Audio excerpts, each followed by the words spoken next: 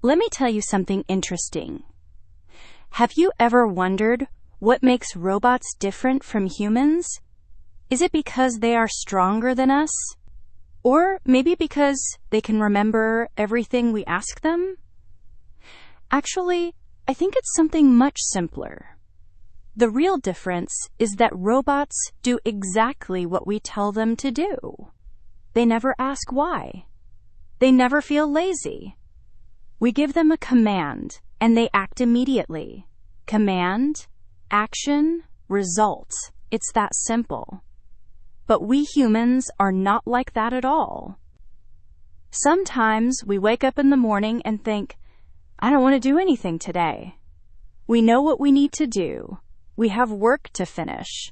We have goals to reach. The command is clear in our minds.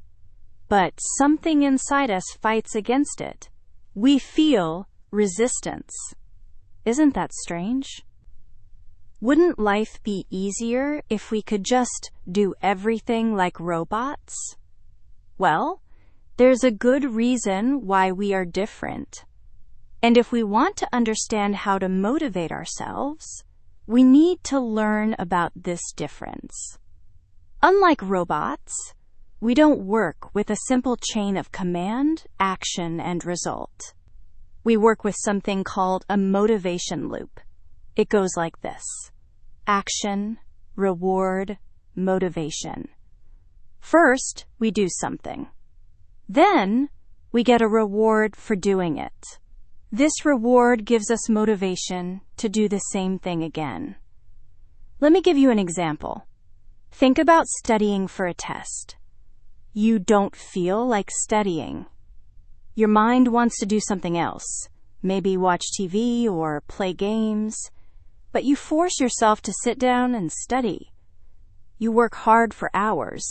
You solve difficult problems. You read boring books. And then, when you take the test, you get a high score. That high score is your reward. It makes you feel good. And because you feel good, you become motivated to study hard again next time. This sounds simple, right? But there's a problem. This loop doesn't always work perfectly. Sometimes the connection between action, reward, and motivation gets broken.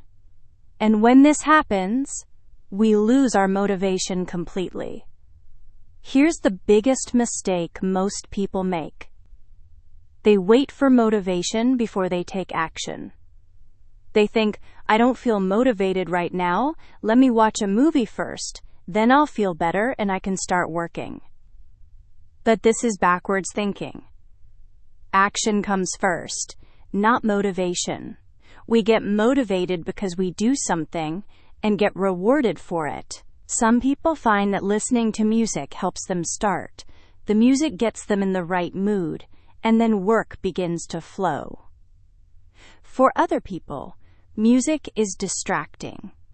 This is why solutions are personal. But there are some things that work for all humans. Let me tell you about a very interesting experiment that shows us how our minds work. In 1998, scientists did an experiment with elementary school children. They gave these children very difficult puzzles to solve. These were not fun puzzles. They were the kind of puzzles that make you want to give up. But here's the interesting part.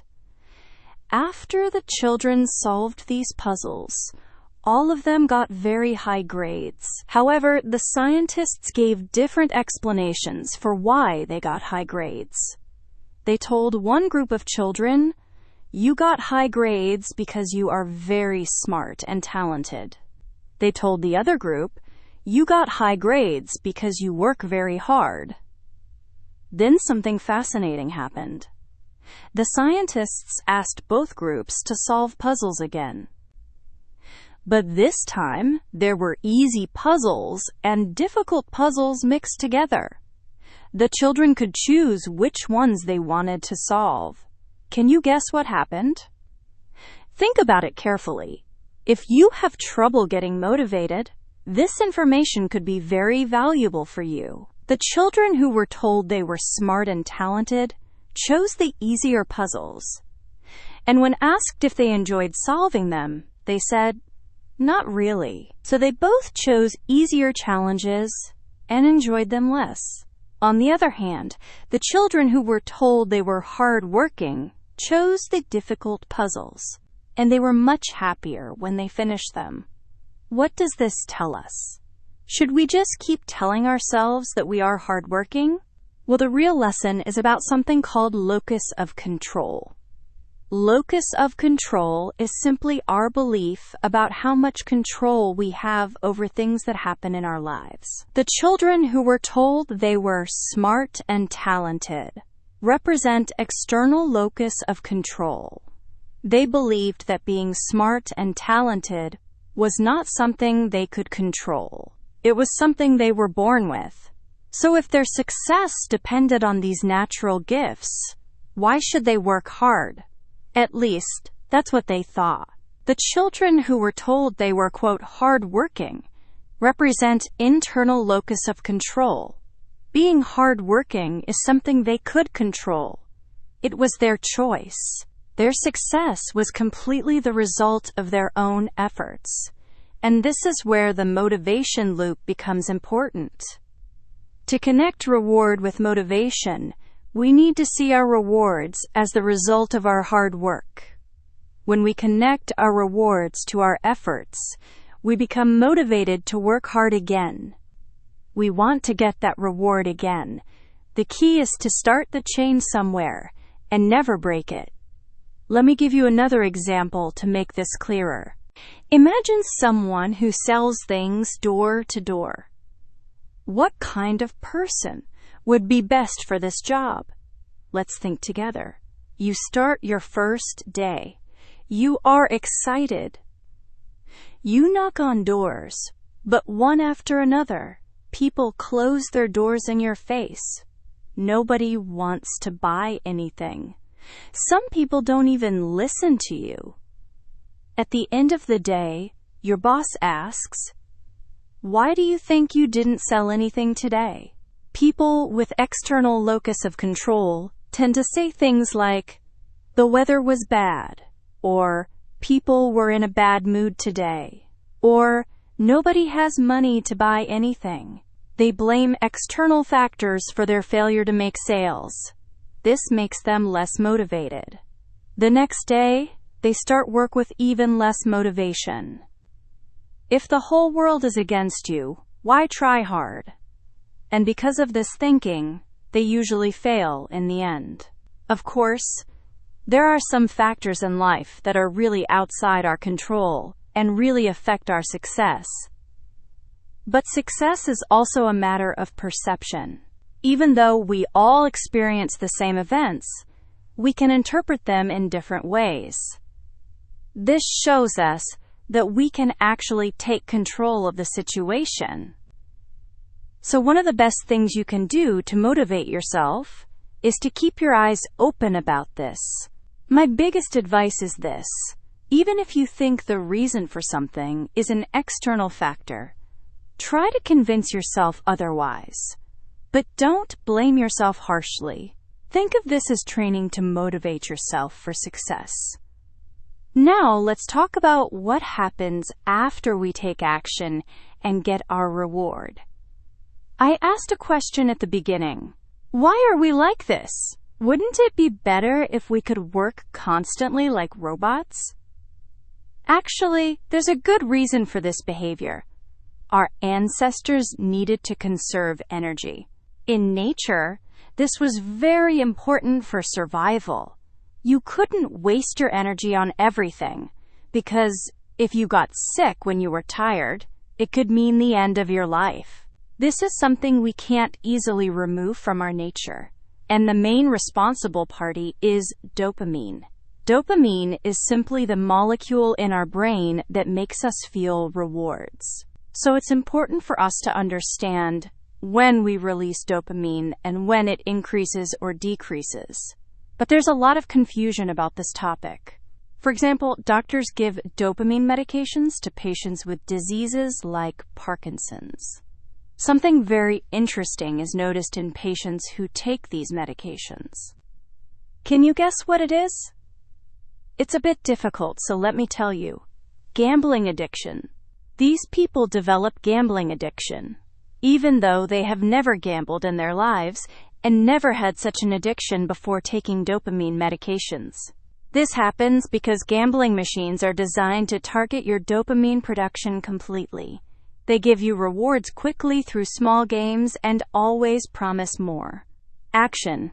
Put money in the machine. Pull the handle. Reward. You won $50. Try again.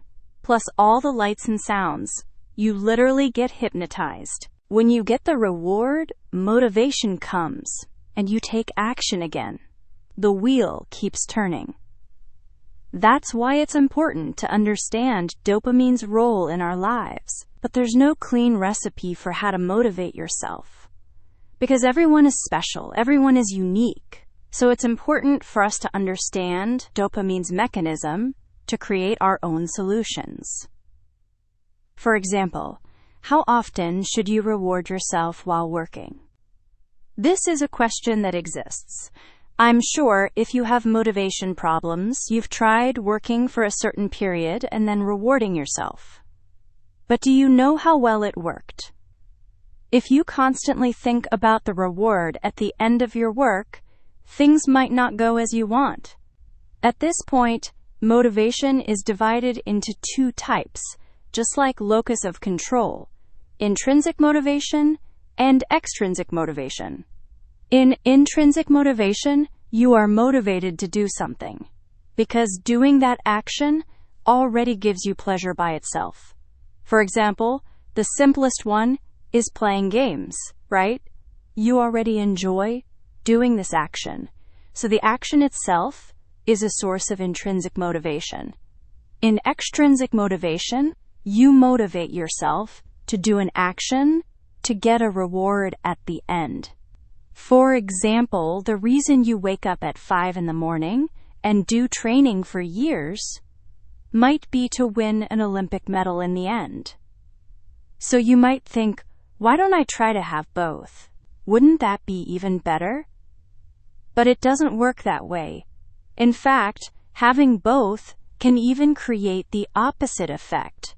This is called the overjustification effect. For example, imagine you really enjoy painting. You have intrinsic motivation for this. You enjoy doing it. You paint whatever your heart desires. Your friends and family really like what you do, and you start giving paintings to them as gifts. Then a relative says, "Hey, you draw really well, brother. Why don't you start selling these?" You think about it. It seems like a good idea because it's something you already enjoy doing. Plus, you'll make money from it. But then sales increase, and after a while you realize that you're starting to paint just to keep up with sales. And suddenly, all the fun of painting starts to disappear. When an external motivation is added to the equation, when the idea of paint a picture and you'll get money as a reward becomes part of the job, intrinsic motivation also starts to decrease. That's why it's important to find a balance between the two and use the right one in the right place. In summary, we always say it, don't we? Do the job that makes you happy, that you enjoy doing. This is exactly it. There should be goals, and they should be used correctly. Work should not be reduced to just these goals. Real happiness and real pleasure should be felt while doing it. If necessary, it should be made into a form that brings pleasure while doing it. Nobody really enjoys doing household chores like laundry and dishes at home, but when we do these things and someone from our family says something nice to us, it immediately becomes a bit more doable, doesn't it? Saying just one nice word is actually something we can do very easily. Ours may not be as simple as the robot's chain, but isn't this what makes us human anyway? If nice words weren't going to motivate us, who would these poems and songs be written for? Here's the most important thing to remember. Motivation is not something that just happens to you. It's something you can create and control. Start with small actions. Don't wait to feel motivated. Just begin. When you finish something, celebrate it. Connect your success to your effort, not to luck or external factors. Remember that your brain is designed to save energy. This is why you feel resistance when you want to start something new. But this resistance gets weaker every time you push through it. Every time you choose action over comfort, you make it easier for the next time. The secret is not to fight against your human nature, but to work with it. Use rewards wisely. Enjoy the process, not just the results. Build habits slowly and steadily. And most importantly, be patient with yourself. You are not a robot, and that's perfectly fine. You are something much more wonderful, a human being with the power to choose, to grow, and to create your own motivation. And who knows, maybe one day, robots will also learn to create their own values just like this. Why not? But until that day comes, we have this amazing ability that makes us uniquely human. We can choose how to interpret our experiences. We can decide where to focus our attention. We can create meaning from our struggles and joy from our achievements. So the next time you don't feel like doing something, remember this. You don't need to wait for motivation to come to you. You can create it yourself. Start with one small action. Connect that action to a meaningful reward. And let the beautiful cycle of human motivation begin. You have everything you need inside you already. You just need to learn how to use it.